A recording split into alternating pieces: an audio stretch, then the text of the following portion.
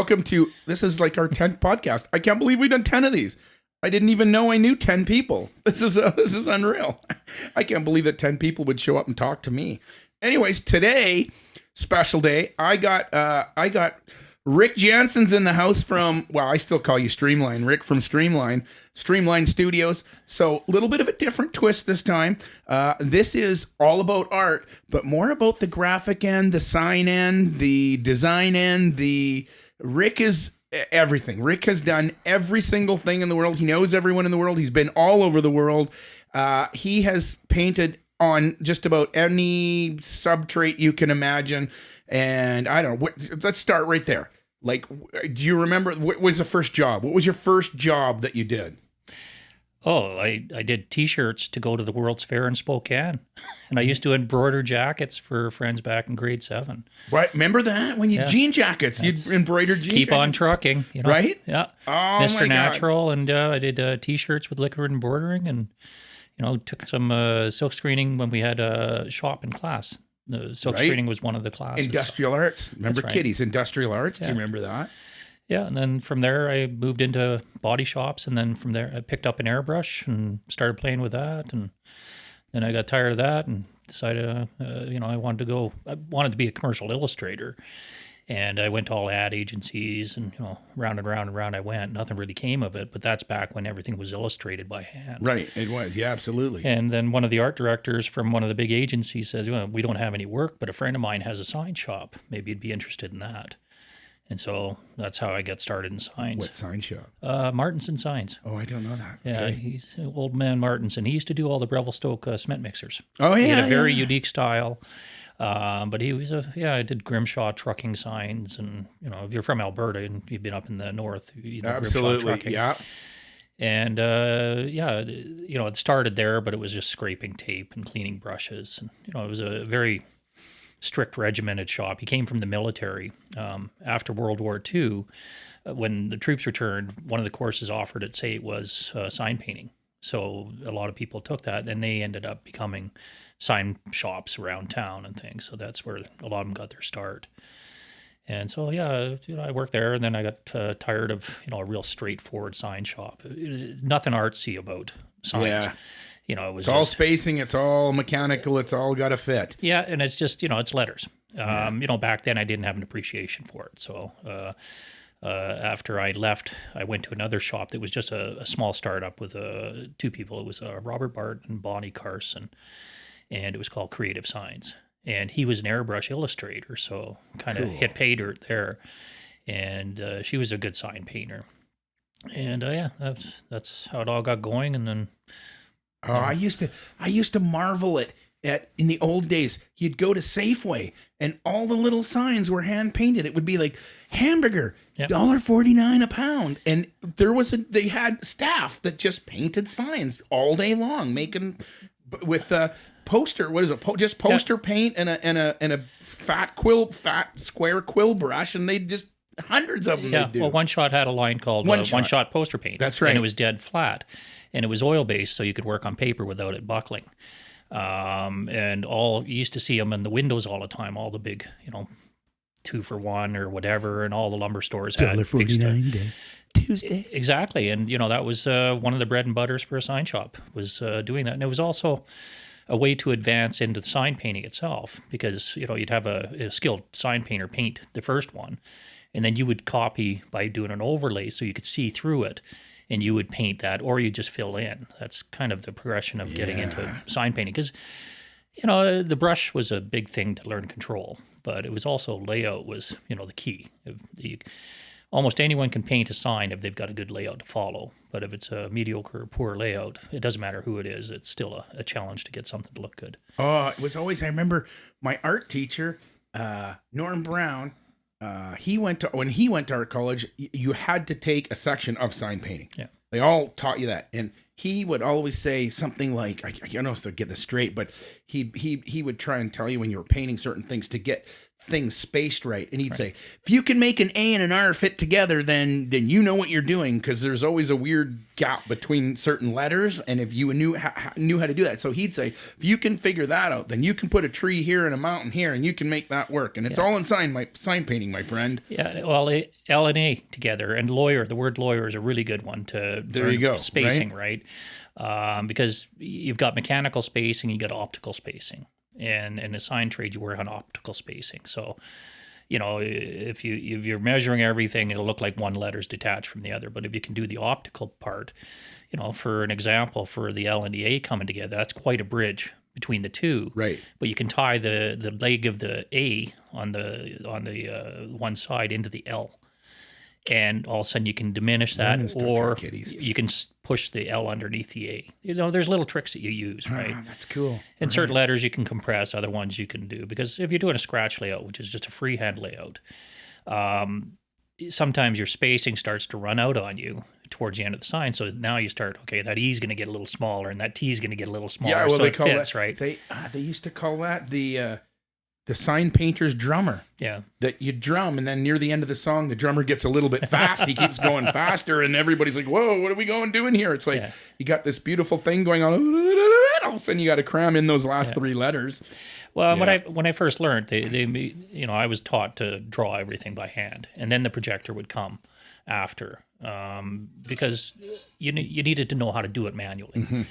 You need to be able to walk up to a wall with a level and a piece of string and a piece of chalk or charcoal and measure it out so that you know your spacing to begin with. Yeah, you do your two ends and then put your center, and then you can break your word down. So if there's 8 letters and this letter is going to be in center, you can start that way and work your way out both ways. And then you're going to be pretty well spaced out properly. More tips, kiddies. But with the computer now, it's all disappeared, that approach. Yeah, some of it, but you can still tell the people who know what they're doing from the people who don't. The computer can only give you so much. Yeah, it's not the answer, and it's like paint chips, right? You've got hundreds of fonts. It's like you got hundreds of swatches, but they all originate out of 3 primaries, right? They do. And it's the same with letter styles. You have like a block, a serif style, a thick and thin. Go Bedini. Go Bedini. So there's lots of different ways to do it. And, that was back in the day when we used a lot of letter set, too. Oh, man. Remember letter set, eh? How many sheets did you have that were missing the A's? Oh, I know, yeah. You're always out of a letter, or always out of that size of a letter. Right. But, because you're dealing with ad agencies, a lot of times it would come through that, and you'd have to match that letter style. But, I remember when I started, I was given a letter set book. And that had, all the letter styles you needed. But, we called them letter styles back then, too, not fonts, because fonts were associated to a printer. Yeah. And even when the desktop publishing came out, you can notice the difference between the letter styles and what a sign painter would have used. Because we traditionally traveled with a fairly small arsenal of styles. You'd have a block style, and we'd have a serif style, and you'd have a script, and then you'd have what's now called casual, but we used to call it flood, which is your own creation of a letter style for doing lots of copy.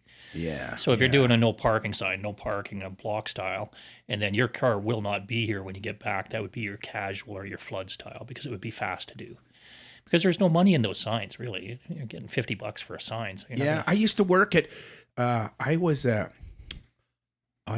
in environmental services at the Rocky View Hospital. There you go. Which is a way to say I was a janitor at the hospital. So we had a time when we had to switch our name tags to from it used to say janitor or housekeeping to environmental services. And I was like, well, how much more do we get paid now that we're special? Anyways, there was a dude that worked in there.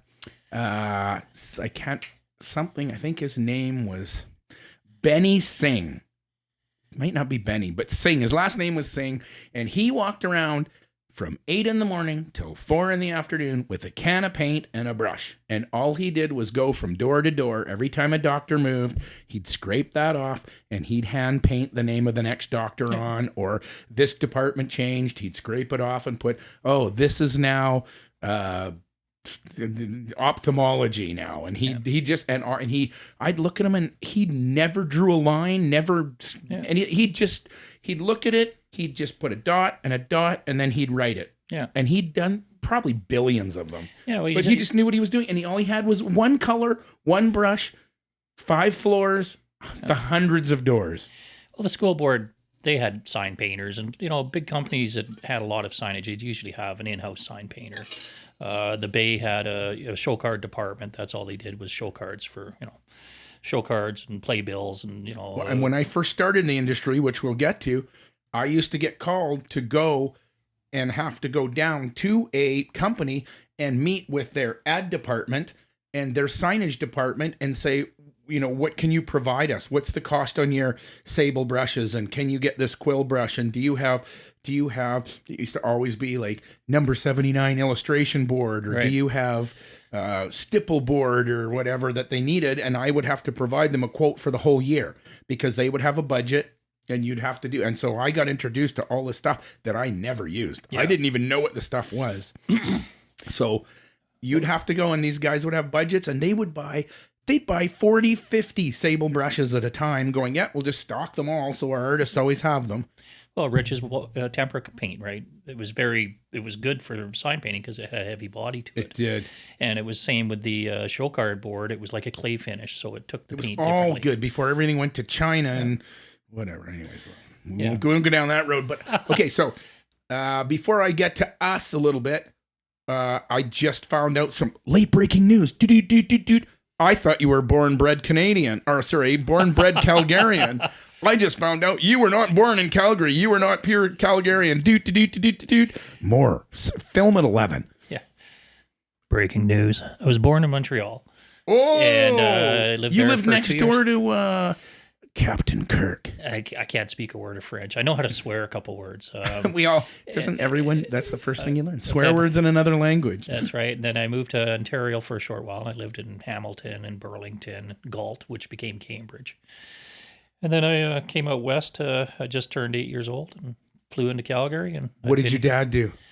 Well, my real father was a lithographer.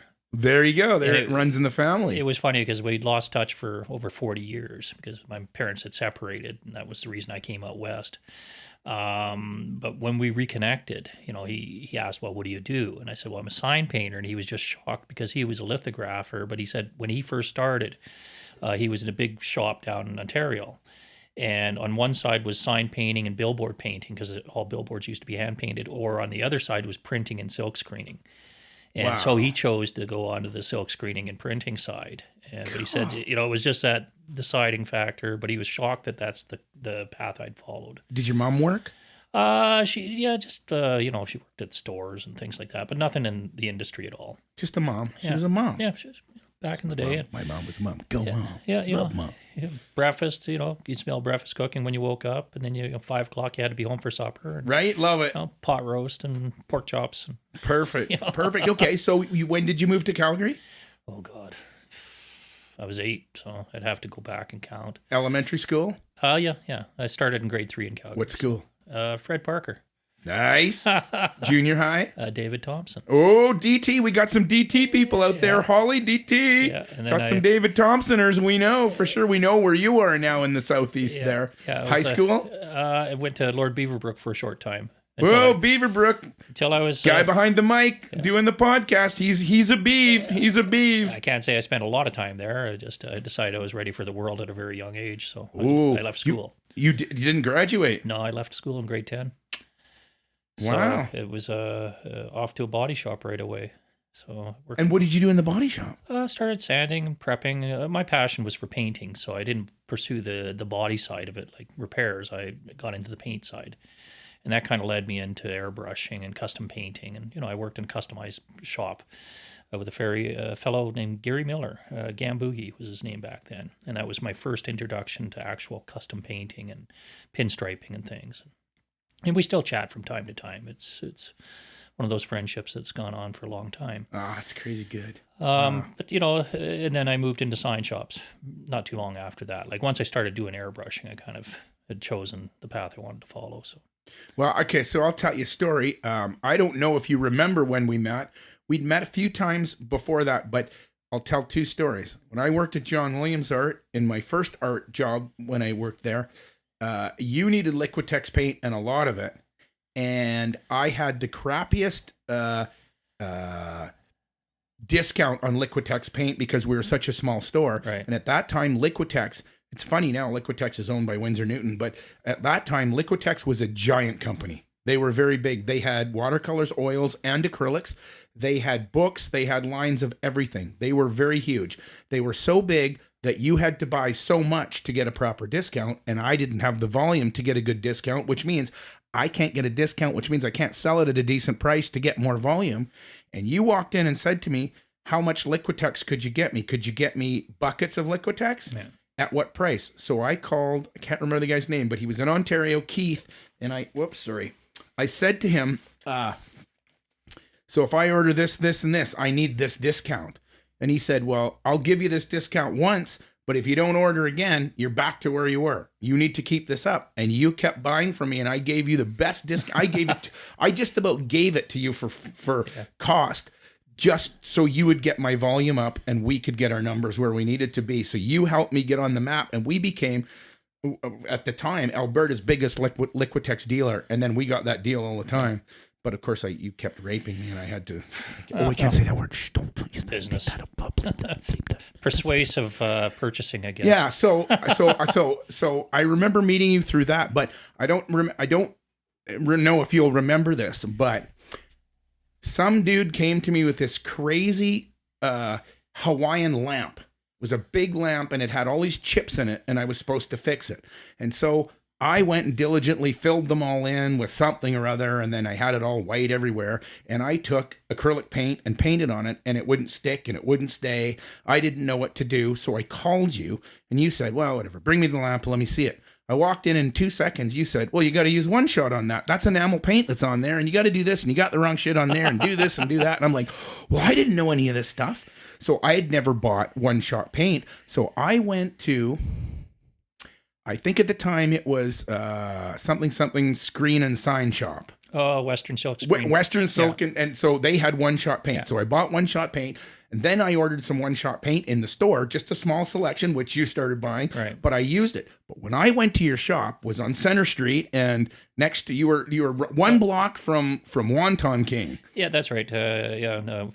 King's Wonton or whatever. And you had. So I walked in your shop. It was huge. I thought you were just a dude that sign painted in your garage. You had this great big thing, and if I'm not wrong, you were doing something for the Grammys and had a big gramophone or something. Oh, that was for Heritage Park. That was for the parade float. Maybe that's what it was. There was I was just gobsmacked. I'm like, you know how to do this? Like, and you're like, well, yeah, it's just, you took me in the back and you go, it's just foam, and you cut it like this, and you do everything you did. You made it seem so easy. Yeah. And I was so overwhelmed. That day I thought, I don't want to paint. I want to have fun like Rick does. I want to do all this fun stuff. And you had a couple of people working for you, and there was foam everywhere and chunks of stuff and backdrops, and you had a major thing going on. Yeah, well, I had a floating wall that was 16 foot by, I think it was 80 foot, 60 or 80 foot. And it just had a series of vertical and horizontals that we could slide and screw together, depending on the canvas we were painting at the time. And that was for painting all the big drops. And, we painted on heavy canvas, stage cloth. We'd paint them flat. It had a spray section. We had a vacuum forming section, a welding section, a sculpting section. It turned into quite a large shop for doing this type of work. Painted a lot of murals and, signs, but high-end signs. And then we were also doing a lot of TV commercials. And we were into film work. And we've done everything. Yeah. You've done TV, you've probably painted signs for radio, and you can't even see them on radio. That's how cool you are. I used to do CJ 92. Oh, yeah. Go Jerry Forbes. Well, we painted for a lot of the stations. Well, we painted for all the stations. I had accounts with CFCN, CFAC, CBC, the radio stations, 106, and we painted big murals in their hallway, Kiss FM. Because we're a specialized type of shop, the ad agencies and things would come to us for whatever promotional thing, or if they're doing, a new radio station, they wanted to do a big, mural in their corridor, then we would take care of that. So we got known for that, and I had good artists working for me. I always figured, because I'd left school early and I never went to art college, my philosophy was that I would just go work for a couple of years, because I actually took a work class at the university. David Chalk, I think, was. I know who you're talking about for sure. Yeah. And anyways, I did a course with him, And then he said, well, you should be in art college. And it's, well, just, bumbling around doing this stuff. And he said, no, no, no. So he actually tried to get me into art college, but it was back when the art college was part of SAIT. So they That's had right. requirements. You had to have this education level. You had to have that. And you needed English and you needed secondaries and everything because it was part of SAIT. That's when I was probably one of the only people that when they wanted autonomy and to separate, and they had the big sleep-in thing going, no, we need autonomy. We want to be separate. I was like, well, why do you want to be separate? Why can't you be part of SAIT? You're going to lose all of the gym facilities. You're going to lose all the English programs. You're going to lose all the rink, the cafeteria, the library. Just for what? Why you can be art college? Why do you have to be so separate? Part of it was the curriculum, right? That you didn't have to have the requirements once they got past being part of SAIT. It would have been a lot easier. I would have ended up probably in art college, which probably would have been a hindrance to what I ended up doing. It would have. Because I kind of got to a point where we took it as far as we could, and it came back to, well, I'll have to do night courses to bring up my education level to get in. And you know what? I just said, I'll work for 2 years, and if I'm doing what I want to do, I'll keep doing it. And if I can't make it, then I'll bite the bullet and go and, I'll do that. And then, one day I'm sitting at my desk interviewing art students, because they're coming to me for work. But it was the kind of thing that, there's nothing wrong with the education. It sets you up with the tools to do what you got to do. But the type of work I do, there is no school for it. And we kind of set our own course. And I hired some really good backdrop painters and really good sign painters. And then we moved into scenic painting. And, this is stuff that they all learned beyond the school system. So all of a sudden, I'm working with guys that are very, very skilled. And I'm just, like a sponge. They think I know more than I know, and I'm just keeping quiet. And, so why are you using this, and what's the point for that? Fake it till you make it. That's right. And it worked out well. And as you know, I mean, you could list on your hands in seconds how many illustrators all wanted to do fine art. But they did illustration first, and the greatest thing they ever learned was illustration, and they learned all that background stuff that they're not teaching in art college now first, and then they branched out into the fine art thing. That's right. Going down that road, you're an amazingly good oil painter and a very good landscape painter to begin with. Not to begin with, but you have worked at that.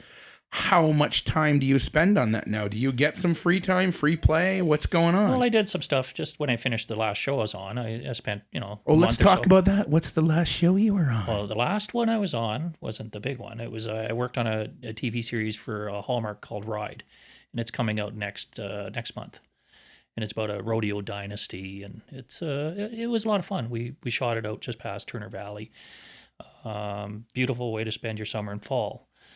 Before that, here it comes. I spent 10 months on The Last of Us, so that was a big one. That was all right. You got to paint zombies. Not zombies, but we painted a lot of sets. I started. My daughter and I went to work on it. Yeah, so let's go down that road real quick. Okay. Before we get back to the show, how long is your daughter? Your daughter's doing this. How long has she worked for you now? Oh, God, we're heading into 6 years now. She was supposed to be a doctor, so I took a little bit of heat on that because she went through university. She came out with honors with distinction, and she was set on her course of what she wanted to do. And she did some traveling around the world through the university, went to Africa and Costa Rica, and had that experience. And then came back and started on the path of what she wanted to do. Is she decided she wanted to be a vet.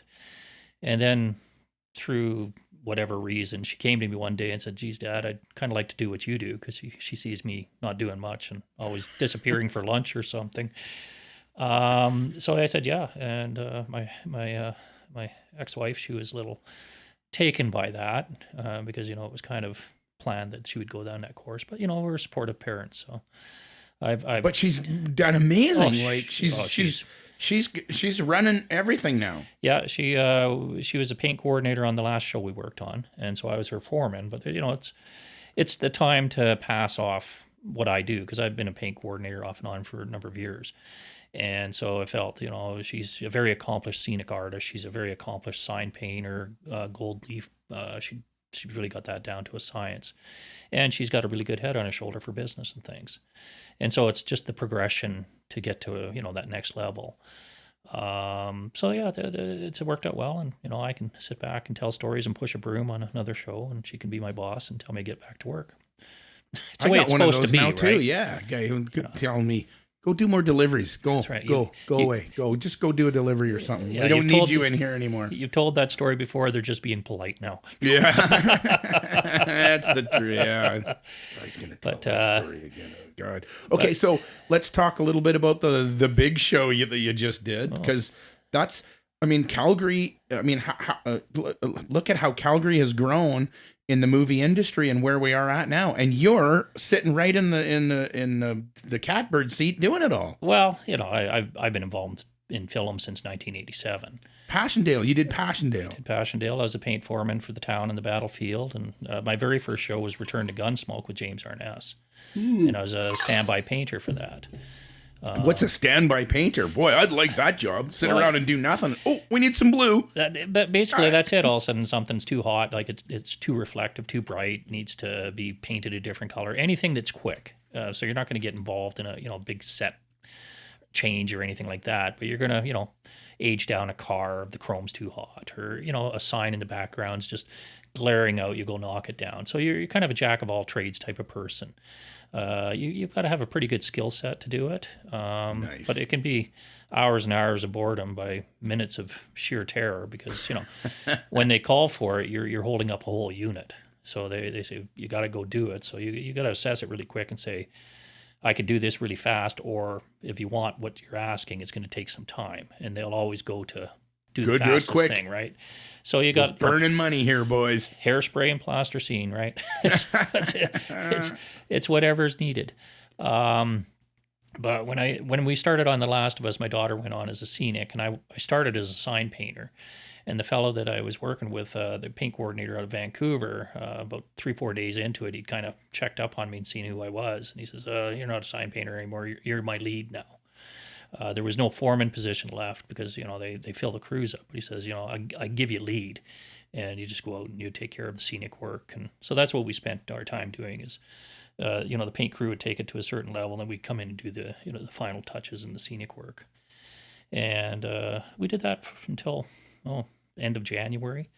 And then there was a change within the paint department. And the art department had a big location in Waterton where they wanted to do, a bunch of signs. And I looked at the signs and said, I can hand paint that stuff. And they said, oh, really? Can you? And I said, oh, yeah, that's no problem. So that I said, well, I'll set you guys up a sign shop, and we'll take care of any aging digital or whatever, or anything hand painted. And, if we can keep us busy, we'll do this until the end of the show. And that's how we ended up running the show out was, there's a big sign department with just a couple of us. Most people didn't even know we were working on the show anymore because we were off in one studio just taking care of all sorts of stuff. So what's it like? So you were telling me, let's see if I get this right, but I think you were saying like you would paint a corner of a room to make it look like something, and they would shoot it, and the actor was walking off the stage and a guy is whitewashing it going, now paint this because we're going to do this. And you had to be like, bang, bang, bang. Not so much that. What would happen is we shoot a set and they'd knock the set down the next day. It'd be done. Yeah, a lot of shows that I work on, we'll build up a bunch of studio sets and we'll use those for the run of the show. This show was a totally different animal. It was like we'd build up a whole studio full of sets and they'd shoot it, and they'd, might only be a half a day for this set and then, a little bit of time on that set. And then the next day they'd come and they'd knock the whole set down. Then they'd have the guys with the broom sweep the floor, and then it'd start all over again with new sets. And we would jump between, we had a number of studios around town. So it was just a game of, jumping between studios and then also down location. And anyone around town knows, that we created havoc and mayhem, on the flyover coming into downtown. Just driving home. Yeah. I live in Douglasdale, and between Glenmore Trail and 24th Street or whatever it is, they shut that whole section down. I went to go home and I'm like, oh, why the road's closed? Why is the road closed? And I go up over, there's a tank upside down and shit going. I'm going, oh my God, what's going on? Like something's happened. And then somebody go, well, they're shooting a movie. Didn't you know? I'm like, I'm always the last to know anything. Anyways, I saw the tank on its side, upside down, and all I can say is they had I just got a blip. Like I'm just up over the overpass and it's gone again. I looked and went, that looked chaotic. And 2 days later, when I drove through there, I don't know what they did, but they not only cleaned that up and fixed it up, but it looked better than it did before. Well, the trick is always leave your locations better than when it looked amazing. And I'm like, I can't believe they were in there and did that. But 2 days they shot. I'm like, in 2 days, you managed to get a tank in there, flip it upside down and make things look like that, and then it's clean again, like crazy. Well, as soon as they're done filming, then everything comes. The set deck comes back in, takes all the stuff away, and then you have locations. People come in, and it's very orchestrated how it all works. And we've only got the street for so long because they have to do permits with the city. Yeah. Same with downtown. Coming in downtown, all through different parts of downtown, between 10th and 11th, they built the big set that actually just played last week with the car or the truck that went driving into the laundromat and things. That was all in the alley, and it was all built. So, the scale was something no one had ever seen. It was the biggest production running in Canada at the time. Gosh, good. Go Canada. Go Calgary. And there was a lot of people involved in making it happen. It wasn't just one person carrying it. It only happened because, you had a lot of people that worked in harmony and a lot of really skilled people doing their work, right? So it was fun being part of that because you got to meet people from different parts of Canada and the States that brought new skill sets that you were unaware of. But if you're open, you got to learn an awful lot. Nice, yeah. You get to learn from them and how they do it, and they've done major cities in this, yeah. So, what's it like? So, you got to go to the premiere and go see it, and so do you recognize your work? Do you see it, or do you get to see it like? That's so cool. Like, I made that, but I didn't know it was going to look like that. Well, we had an idea of what it was going to be like, but you'll do a lot of work and you'll only see a tiny bit because they'll only use parts of it. So, we'd do a huge set and you deal with all the detail, like, dirt on the windows, cracking paint, all sorts of things up close. But when they shot it, it was under fog and dark lighting, and they had flashlights. So you would only see certain things. Other things you would think, oh, they'll never see this, and all of a sudden it's blowing up on the screen. Holy cow, I guess I should have dealt with that a little bit more. But it was also very CGI heavy. So basically everything was just set down, to give them something to work with, and then CG guys come and they take care of everything else. And, when you see downtown Calgary, you got buildings falling over and, a level of destruction that would be impossible to build as a set. The QZ zone was built over by the city yards, and the streets were just sets. But when you watch it, you'd swear it's just all these old streets broken down, right? How much do you then venture down CGI way? Like, how much overlap do you have? Do you do that, or you just do? That's beyond my world, right? My world's very narrow where I work, so. Right. Well, I just wondered if they tell you, can you paint this like this because then we're gonna CGI with it? Like, do you ever have to? Totally different things, right? No, okay. Because they'd have green screen or blue screen. A lot of blue screen in this show. And so that would be their cutoff line to do whatever they're going to do. So we never saw any of that. It was, this is our thing today. We have to deal with. And, you get a little sheet and they tell you what to do and away you go? Sometimes you would. Sometimes, you get drawings or something. And, you'd have an idea of what you took it to. And you'd get a sense of how far it had to be destroyed. But other than that, storyline or anything was way beyond my pay scale. So what's the coolest thing you've ever worked on? Well, that was a cool show.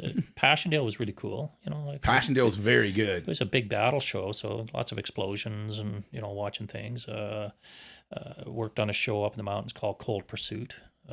We had helicopters flying around dynamiting, every morning to prevent avalanches and things. That was interesting. Inception painted the snowmobiles and the Hummers, but they built a big fort. My brother worked on it. My brother also works in the industry, so. They worked on this. That's right. Fort. Your brother's kind of a sign painter guy too. Yeah, and scenic artist, and he works as a foreman. Look at your family, all painting guys. And how much work have you done for Heritage Park? I remember you sitting on the trains, painting all the letters on the trains. Yeah. I started. I think in '88 is when I started with Heritage Park, but they've kind of taken a different direction. So that's kind of petered out now, because everything's going digital. And, It's so digital now. You can get copies or whatever. Yeah. And, so I've done the trains on, the locomotives and things on 14th Street. A bunch, what's almost the biggest sign you've ever painted? 40-foot by 60-foot Players 500 for the Wide World of Sports. They had to do a helicopter opening shot. At that time, it was Race City. So they Race City. Remember Race City, guys? Come on, now we're talking. Yeah, we had to contract for Race City for a couple of years, all the track signs and everything. So we painted a lot of 8x16s and 4x, and the drag strip. We had to do a lot of Sintra because you couldn't use wood along the walls because if the car hit it, it'd blow it up. But yeah, they're doing Wide World of Sports, and Players 500, and Demorier was sponsoring it. So we had to paint a 40-foot by 60-foot big banner that was in the middle of the track. So when the helicopter flew over and Wide World of Sports, and there it was, right? Cool. Nice. But, that was also a big thing because I had to get 10-foot vinyl, have it all heat seamed together. So it was actually Sprung Structures that did it all for me back in the day. Carrie Sprung. Yeah. So, but that was a big sign. I've done other ones. It just varies. It's, sometimes the shows have big signs. It really depends on the show. The Open Range painted a lot of signs on buildings there. And, we painted a lot of stuff, on this show. Who's the coolest actor you ever met? I don't know. I didn't really. I don't really meet a lot of them. I know you're not in that end. You're away on the other end of them. Yeah. Kevin Costner was really nice when we did Open Range. He was, friendly to everyone. Didn't have a lot of interaction with him, but I remember I was working on a show years ago called Dead Bang, and I was putting decals on a helicopter. And this fellow starts talking to me over my shoulder, and he says, "Oh, this is really cool," and this and that. And, he starts asking me all about this helicopter. I think he thought I flew it or something. So I turned around, and here it's a Venus flytrap from WKRP Cincinnati. He was one of the cops. Oh, right. Late night DJ, WKRP in Cincinnati. And then there's another guy when we did Tom Stone. I can't remember his name. But Tom Stone, that's big too. Yeah, he was on Kelly's Heroes. He was the guy that was always trying to get Don Rickles to carry the machine gun. And I should know who that is. That's like a Clint Eastwood movie. His name was Angel on Tom Stone. Oh, no, his name was Angel on Rockford Files. Well, when on Tom Stone, I think that his name was Angel too. He had the bar. Kind of curly haired guy. I know that crazy actor. He was on Rockford Files. That's right. He was. He kept hitting me up for cigarettes, and I don't know how many times I told him I don't smoke. So we'd be out in the country. He said, "Oh, can you give me a ride back to town? These guys are gonna be forever." And he gets a truck. Hey, you gotta smoke. All right. So, but then, I've met a lot of them. But they're really nice, and but it's removed from our world because as a scenic and paint crew and things, you're always there first, and then unless you're standby, then you're there for the actual filming. You're long gone to the next location. Yeah. And it was no different than, The Last of Us and things. We never really. You got to stay one step ahead of the jailer, man. You got to be on to the next thing while they're filming behind you. Yeah, it's all deadlines. It's you think it'd be a lot of fun, but they tell you all of a sudden you got to get this huge set painted, and it's got to be done by tomorrow. There's always someone breathing down your neck. That's right. And then there's a change. Someone will come in. Oh, I don't like this, or I want that changed, or and that's what you're there for. So you just have to suck it up and get it done. So you got a lot of home phone numbers. I know you're a lot like me. How many art books do you have? Well, I don't know. I got more shelves than you. I know you do. You're like me. You're an art book hound. You can't. You can't beat it. I know. I've got lots of them. I've threatened my kids that this is all coming at you. That and tools and paintbrushes. The paintbrushes now there's another addiction I have. But yeah, me too. Right. I have lots of sign brushes. And sign brushes, because you've taught me so much about sign brushes and what brushes can do and everything. I've learned both. I can't tell you how much I've learned from you about other things that's helped me in the industry too. Because sometimes you don't actually have to use the stuff, but to know what they do and why they do it. That's you've always given me good knowledge about that, and I thank you for that. Well, you're welcome. It's free. I'm just usually telling a story, so sometimes you take fiction for. It just cost me breakfast. It just cost me breakfast on Sunday morning. I'm an easy date, right? But there's and that's one thing in film too, that you get put in situations where you've got to get paint to stick to something, and nothing sticks to it. And so you go, okay, well, you know what? Maybe I'll take some spray adhesive. I'll use some spray adhesive because that sticks to everything. Right. And then I'll paint the spray adhesive, and that acts as a bonding primer. Yeah. And it's good enough. Like if you're doing ethafoam, like, the noodles for swimming, try to get paint to stick to that. But if you Pool spray noodles. Ooh, yeah. I've never painted a pool noodle. But if you spray it with spray adhesive, then you can paint latex paint over it. It'll stick. It's because we do stunt mats and things like that. So We're going to do some abstract pool noodle workshops. Pool noodle 101. There you go. All right. So a couple more questions. What's your biggest screw up? Do you ever remember screwing up sometime and just like, what did you blow? Did you blow one? There's been a couple things, sure. You don't go forward without going backwards a little bit. Right. That's true. You know, Never go forward without going backwards, kiddies. Yeah, because it's not cutting edge. You're always out there taking a chance. Is this going to work or isn't it? And I remember I did a floor once for a show, and and we knocked the floor out really fast, and it was a complicated floor. But between some advice from a supplier and me not doing due diligence and having time to do a sample, you just kind of take everything sight unseen. You paint everything. Everyone's super happy. They put the SEP over top of it, and they're ready to fill them. And they put the marker tape down. They pull it up, and it pulls it right off to the primer. And you just and there's no fixing it, right? Because you're right about to shoot. There's no. Well, just even it was going to play. It was a set that was going to play for a while. So basically, we had to have a touch-up kit and then go in and touch it up all the time. So, these things happen. Other than that, yeah, I haven't had a lot of them because you never make it look like a mistake, Or as my dear friend Bob would say, a happy accident. Right? Yeah, right. Because sometimes you get something. That was a happy accident. Well, sometimes you get something that happens by accident, and it at first seems like it's a disaster, but works out in your favor, and it's a new technique also, and you put in your pocket. Like, as an example, I had to go to Amsterdam to do a workshop.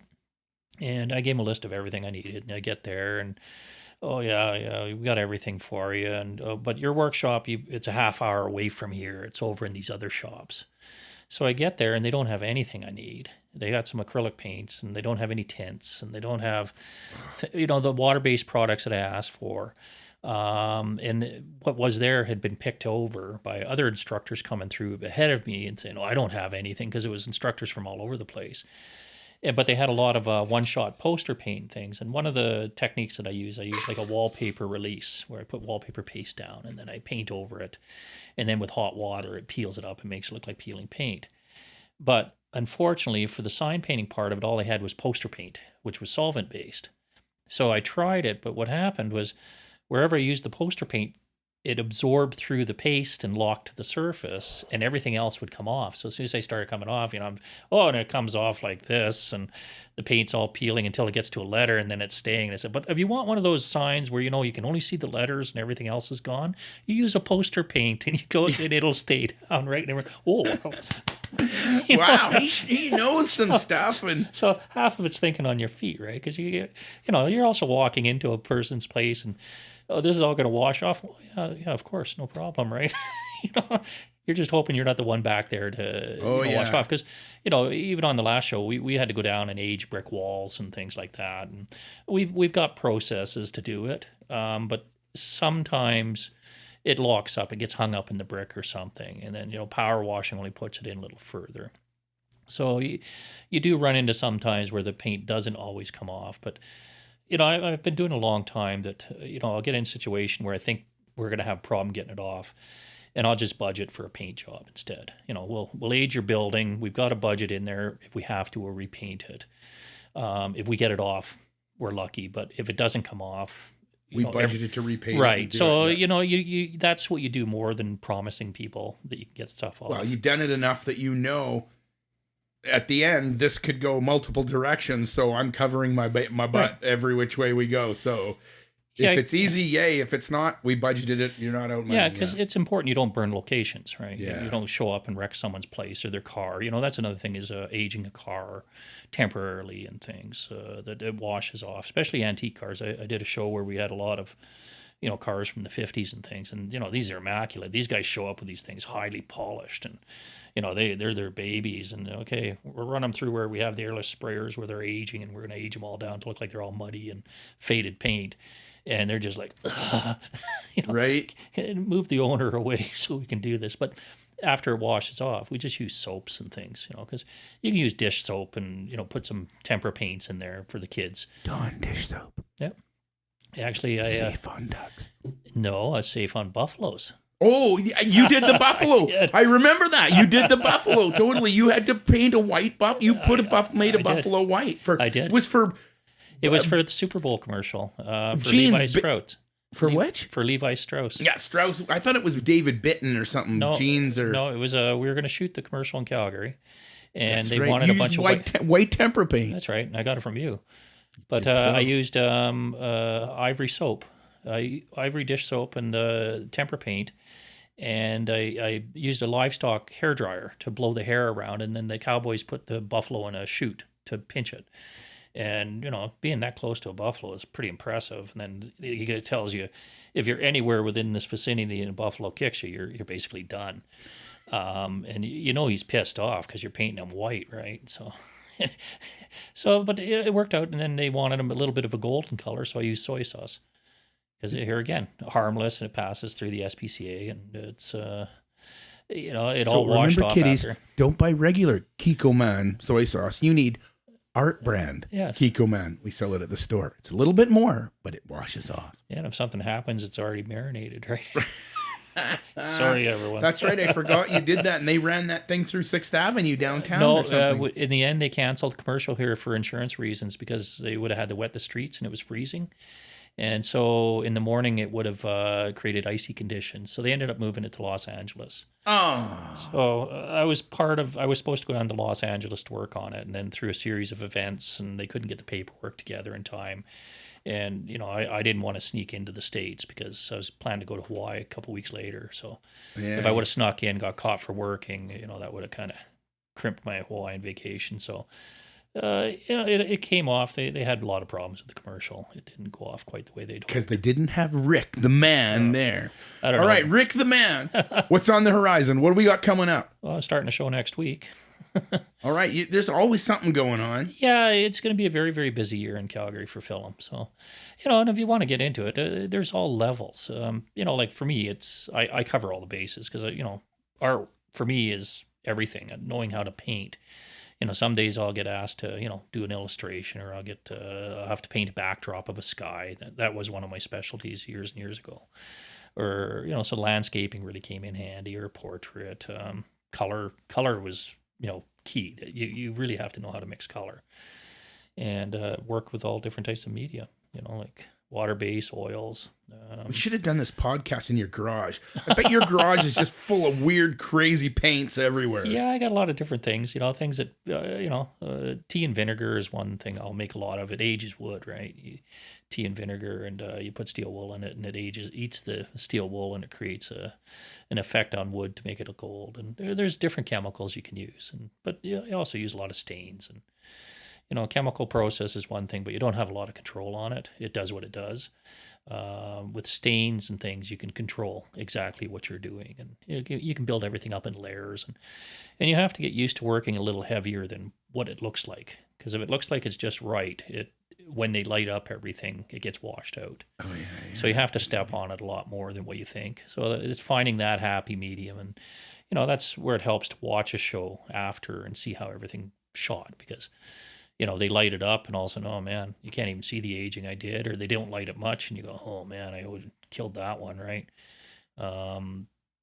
Yeah, so it's just paying awesome. attention, and theater is one way of doing painting, and then film is a different way because we're trying. Well, it is, and then on top of that, how many restaurants have you done? Oh, quite a few. you were like owned by Shanks for years. Yeah, I did, you did all those big giant Shank things. Yeah, we did all the paintings and things for Claude. He was a great client. I still keep in touch with him. I got something I got to deliver next week to him.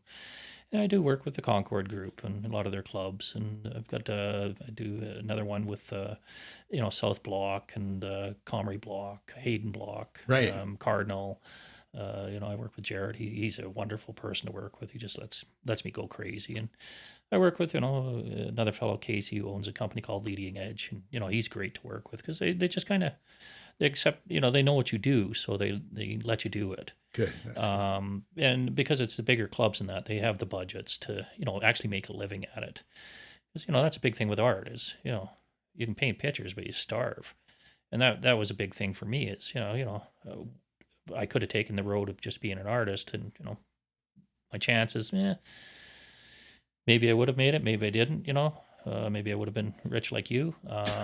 But I chose to have a trade, which was sign painting, because I knew that sign painting was a commercial thing. It wasn't really artsy, like painting no dumping signs isn't really creative. It's so funny because going to art college, I went for 3 years to art college, did whatever I did, and they never talked about that.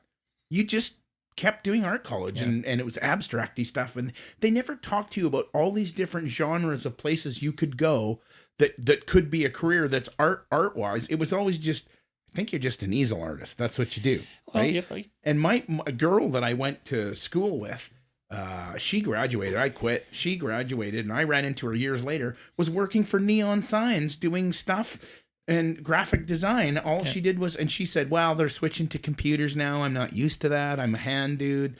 But she just did everything. And I thought to myself after, see, that's funny. They never talked to us about that you could do graphic or this or that.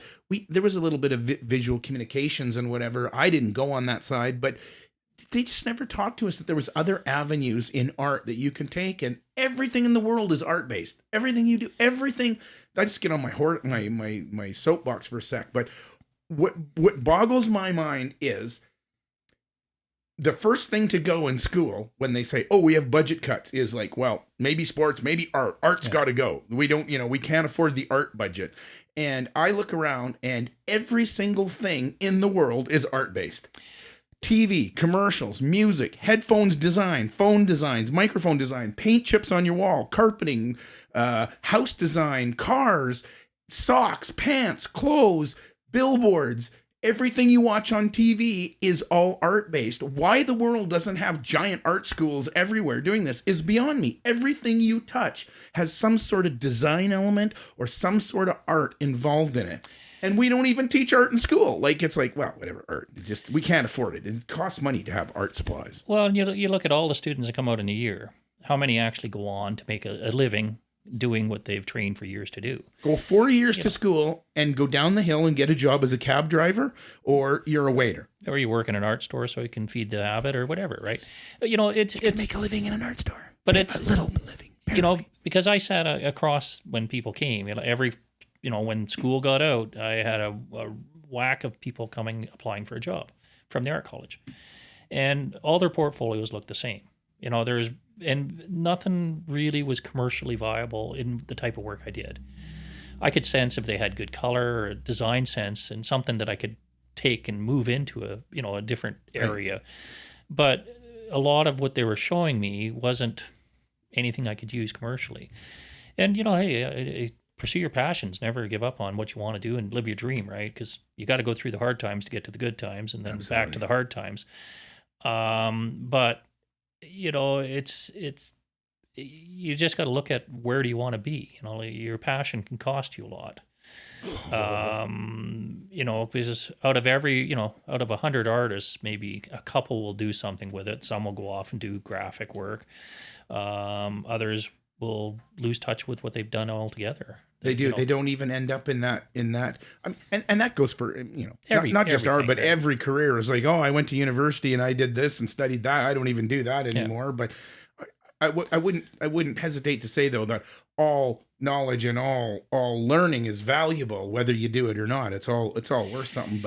But I did say I out of my graduating class, I think there was 30 of us that graduated or would have, or in the fourth year that graduated. I didn't graduate, but the 30 guys that went through the 4 years, I think only two of them are in art at all. Yeah. Well, it's even like when I first got into film, I was running a sign shop and they're shooting a TV series called Stingray. And so I'm looking and I'm going, well, I bet you they need signs, right? And they actually mentioned the company that was the production company from Calgary doing the work. So wrote it down. Okay, I'll give them a call because, back in the day when I first started, the Yellow Pages was my thing. I didn't have any work. I pulled the Yellow Pages out and I just targeted truck companies, real estate, whoever, and I would just start phoning. And I had nothing else to do. I didn't have any work. But by the end of the day, I had jobs because out of the law of average worked in my favor. So if I phoned 50 places, I'd have 3 or 4 that were interested in something. Oh, you just called at the right time. We're just looking to get this done. and that would springboard into something else. Right. But so I tried the same thing when I saw, the production company. I phoned them up and say, hey, I'm a sign painter. I'd really like to get into film. And, well, we're really busy, but we'll call you in a couple of weeks. And they took the name and my name and number. And I've heard that numerous times by all the ad agencies. Yeah, right. Sure as heck, X amount of weeks later, I get a phone call and say, hey, we realize that we're going to need some scenic artists and painters for film, and we're running a $25 workshop. Would you be interested? Well, of course, right? So I went down there and they had a couple, scenics and things, and they explained everything in the business. And I think there was like 15 of us in the class. And I'm actually at this point the last one standing. There was another fellow that I started with. He was, going, and I think he's pretty well retired now. But other than that, no one else stuck it out. Because it is it's an industry where you might work for 6 months or 3 months or whatever, and then you might not get another show. So you have to have a backup plan. Yeah. And, that's one thing I've really stressed to my daughter, too. You always have to have a backup plan, and you always got to keep your good clients, even if it means working at night or on a weekend. Don't burn your bridges. Keep them because, you don't get that call and you miss out on a show or something, or it just drops for some reason. You still have some other work to do. And, I'm at a point now where I've got a fairly good client base that I can kind of pick and choose, and I'm starting to slow down a little bit. So it's working out okay. Well, and your daughter's your backup plan. Sure, because now I can go push a broom and tell stories, and she can tell me to get to work. Right, Mister? Go push a broom behind there. That's my backup plan right there. Right, I can feel safe now. I can ride off into the sunset. Yeah. Well, I always figured, like I tell my daughter, I could always go sit on the side of the highway and paint landscapes and sell them for the meal. Go to, right. Go back to Hawaii. Yeah, well, you go sit on the beach and you do a watercolor. It's amazing how many people come up, and if it's reasonable, and then you say, well, give me this for it, right? You could for half hour every day. You could eat every day. Pick up $50 or right. whatever. Hey, thanks for coming out. Listen, this was I'm so excited to hang out with you again. It's so good. I've known you for 30 some years. Longer than that, isn't it? I think it's been 30 years we've had the store, so more but I knew than you 36, 35, something. Yeah, because you just started at John Williams when I met you. I did, that's right. That's right. I remember you telling me about the mural you did out at the McDonald's on. No, I did in McDonald's. I did the garbage dump. I did the garbage bin thing, and I went to use a projector on it, and it was so far away it wouldn't light up, so I had to hand draw it, and I was so freaked out, but I actually did it. And I painted Grimace 12 feet high. All right, milkshake Grimace. Woo. Yeah, I remember the old projectors. We used to get the school board ones. They looked like a tank, right? That's right. They were made of tank material. They That's had to be absolute right. pitch black, and then you get the fisheye going. Oh off yeah, on the it would sides, just start like crazy, and I had 40 feet of extension cord, and it was on the hood of my car, and I'm trying to be on a ladder tracing out Grimace on there. Yeah, absolutely. Been there, done it. God, I can't believe you remember I did that. That's a long time ago. I thought I was going down that road. No, that wasn't for me, man. Yeah. You got to be good to do that shit. I'm still faking it till you make it. You know what? It's you've got your level of what it should be, and then you've got the public's level of what it should be, because you're stressing on everything when you're doing it. You're seeing it up close. You're micro analyzing it, and someone walking into the room seeing the whole for the first time. And so I think sometimes being an artist, you're your own worst enemy, because you drive yourself almost to overworking something because you don't think it's good enough. Whereas, I've gotten to a point now where I just paint real loose, and I just kind of hit what I think it should be, and it comes across like that's the hardest thing to learn, is that it's that simple, and what that viewer is going to walk in and see versus your over analytical eye that you keep looking at it and control your values, right? If you want things in a distance, knock it way down, and if you want something up close. But if you're painting a mural, you don't want to have full chrome on the mural anyways, because then it's going to be in your face. Whereas your site says it should be 8 feet away from you, so you're going to kick it back a bit. So these are little things I picked up along the way that, at some point it'd be nice just to take everything and say, okay, this is what I'm going to do now. But, it's still not there. And, there's always something new to learn. Oh, there's always something new to learn and lots to grow. Hey, thanks for coming out. Thanks for hanging out tonight. And number 10 was like, I can't believe it. We got 10. I know 10 people. Woo! Well, Stay fresh, everyone. It's been fun. All right.